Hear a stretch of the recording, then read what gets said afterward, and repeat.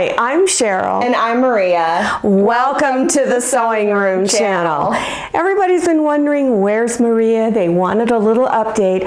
So Maria, bring them up to date on what's been going on. Well, first, I just want to say thank you so much, everyone, for checking in and for all of your well wishes. But I did deliver a healthy baby boy on October 9th. His name is Parker. He was 8 pounds, 7 ounces, and 21 inches.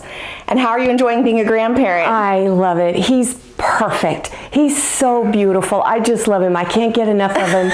I even call her and say, can I come over just for a few minutes so I can look at him and hold him? I just love him so much. So again, thank you everyone. Yes, thank you. For your wishes and worrying about where's Maria. I'm right here. I'm fine. She's fine. So everyone, we'll see you next time and happy sewing. Bye everyone.